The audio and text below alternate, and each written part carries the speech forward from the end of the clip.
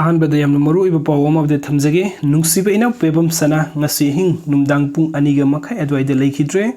athouba imung manungi awabada saruk yazari pebam sana gi justice pamjai अहनबदा यामना मरुइबा पाव अमबदे थमजगे मणिपुर प्रेसिडेंट रुन थमलकनी हाइबगे थाजबा मिजोरम gi चीफ मिनिस्टर न फोंदोक्रे गवर्नर अनुसे उइकेना मणिपुरी मतंग द करिमता फोंदो उयाखिद्रे अमित शाह न प्रेसाइड तौदुना पांगथोकपा NEC plenary session the North East Chief Minister Singh Sharuk Yarabasu Manipuri Chief Minister Sharuk Yakidre Manipuri ing tapagi phibam hanjilaktuna center na Manipur President Run Thamlakani haibagi thazaba Mizoram gi Chief Minister Laldu Homa na phongdokre wafam asingasi Union Home Minister Amit Shah na preside tawduna Meghalaya gi capital town Shillong da leiba state convention center da pangthokiba North East Council NEC gi humdraga mathoirak suba plenary session da saruk gyapot lakhiba da pangmising da phongdokibani mahakna hai Mizoram ga yumthang nariba Manipur da ing tappa hanjalaktri amasung more da numit kharni gi mamang da security force da khutlaipaibasing na kan attack sa tharakre hai पाउमिसिंग न हंगबो हंग अमगी पाउखुम the महान high Manipur the हजिक ओरिबा फिबम सिंग असिमक न मतम कयागी ममांगी state अस्द presidents rule थमलगनी हाइबगी थाजब लेरखिबनी मरम दि मणिपुर गी फिबम the हजिक फाव अहोंग बलैत्रि अमसुंग करिगुंबा मतम द हेना साथीबा फिबम सिंग ओइरकली हाइरी अदुम ओइनमक प्लेनरी सेशन असिद सरु याब लाखिबा मणिपुरी गवर्नर अनुसे उकेदी हजिक ओरिबा मणिपुर गी फिबम गी मतंग द पाउमिसिंग न हंगखिबो वहंग सिंग द पाउखुम अमतम हाकना पिखिदे Home Minister Amit Shah preside tawduna pangthokiba plenary session asda Meghalaya gi Chief Minister Conrad K Sangma Assam gi Himanta Biswa Sharma Nagaland gi nephew ro Mizoram gi Laldu Homa Arunachal Pradesh gi Pema Khandu Sikkim gi Prem Singh Tamang saruk yakrabas Manipur gi Chief Minister and Biren saruk yakidre mifam asda NEC gi Vice Chairman su oiriba donor gi Union Minister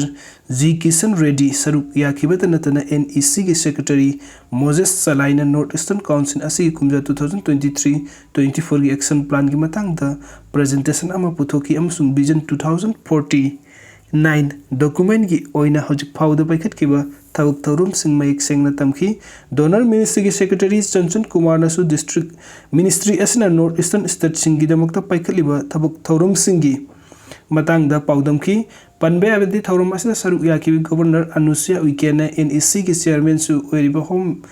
Minister Butaram na ukpaga loina North East region gi senmilon fagarhanabagi damakta pirakpa pautak amasung union lengak na leptana mating panglakpa bu tawimul khangbu utki Manipur da hojik oiriba film gi matang da palladuna mahakna miyoi kaya relief camp sing da leiri amasung hojik makoi bu masa masa gi yum da leihanbagi tangai phadaba leire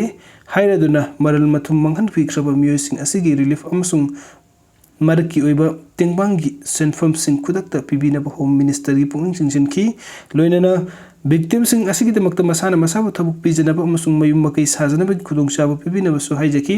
Manipur gi national highway sing da thokaning daba thodok sing thokan dabaga loina lalon iti ki Manipur da popi pambi thabagi muhutta samana thabagi thabuk hena mai pakna paikhatpagi tangai phadaba lei haiki North Eastern state sing gi oina governor na phongdo khiba lenga ki scheme sing gi mathakta onthokpagi tangai phadaba leire haibaga loina chokot thaurangi paikhatnaba senfamdagi employees singi tolo pibagi mayuknare phibam asi oirak handanaba state singda grant gi senfam sing piduna tolo pibada sangliba senfam sing mayuknana ngawhanba chumgani haiki adugo mathangi update asina koktada bom pokai kiba NIA custody da matam numit maudrani tegi chamaga marfu da sangdokre Manipur da hojik thokliba irang manung asida Surasanpur district ta tainaba Bisnupur district ke koktada Scorpio amada sakti leiraba bomb fit tawduna pokai hen kiba thodokta chenaba ani gi custody di thamduna ticket pagi matam numit maudrani dagi chamaga marfu da sangdokpada special court NIA na Manipur da ayaba pikre hairi NIA gi custody da leiba matam numit maudrani gi dagi chamaga marfu ni sangdokpana ayaba pikre musing adudi kokta ward number 8 tagi Muhammad Nur Hussein Elias Thomas sahi kuntragatari apokpa leikhidre Muhammad Babu amasung Surasanpur gi Phaikhulun Jemunta Kundagi Saimedun Gangti apokpa leikhidre Pauko Kai Gangteni Mamang sahi Manipur akan ba irang leiringi maru oiba Surasanpur amadi Bisnupur district ki lona fam sing de yamna kan na khut thoknaba matam jun kun ga mathoi gi numidang amada Surasanpur district ta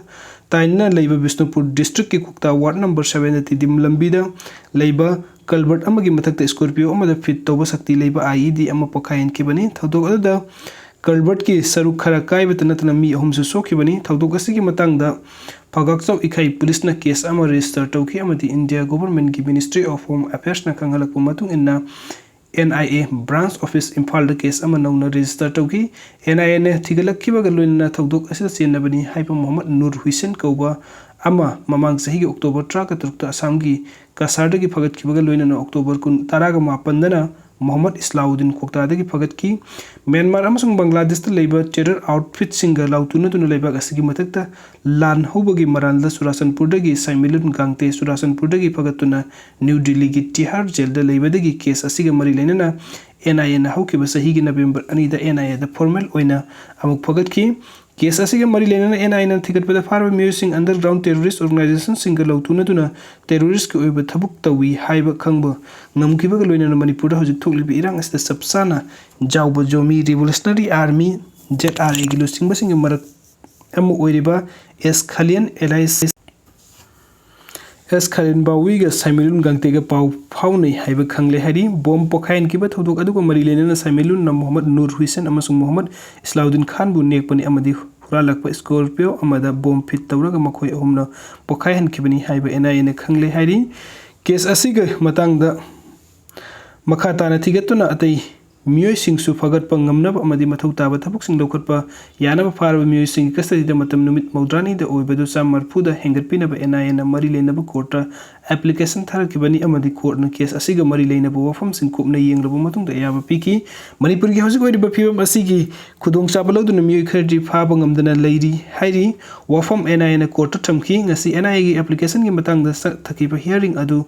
Saimilun Gangte video conferencing ki khutang da court puthoki amadi mahakpu makata na custody da remand lau thabada masana yaki Muhammad Nur Hussein ding asigi hearing da puthoki de case asida senaduna phaki Muhammad Islauddin hojikti bail da leiri aduga mathingi update asna Makhan Naga village ki territory da khutlaipaibasing loop amata sanglakpa yaroi Makhan Naga village ki territory da kanagumba khutlaipaibasing loop amata fauraga sathok sasin tawba yaroi khul asigi amasung masigi territory da phaudok phujin tawba amasung atamnana asigumba thawongsin chatabada Makhan village authority na tuminni yengduna leiroi hairi Makhan Naga village asi Kangpokpi district ki saitu Gamphazol gi manung channa leiba area amani khul asigi area da khutlaipaibasing musing sathok sasin tawbaga mari leinana Makhan village authority na thadorpa serol amana hairibana Makhan Naga village ki territory da khutlaipaibasing group sing na sanction bam sung territory asigi area da surveillance tawbagi thabuk amata yaba ngamloi village asida khutlaipaiduna fauduna sathok sasin tawba haibasi jaga asida namduna changsilakpani haina logani kanagumba khutlaipaibasing loop natragan musing na khul asigi akoibada sathok sasin tawba amasung surveillance tawbagi thabuk chathaba haibasi Makhan village ki leiriba law amasung command gi mayoktani maram aduna asigumba thawngsing asi khudakta lipkadabni haina section waron thamlagli serol asina makha tariba tana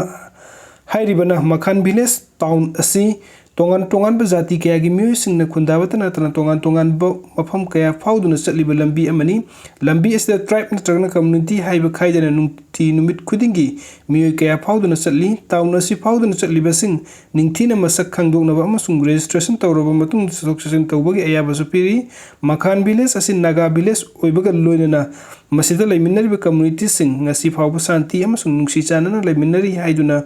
khutlaipaibasing musing natragana group amata khul adu phautuna sathok sasin tawba yaroi hairi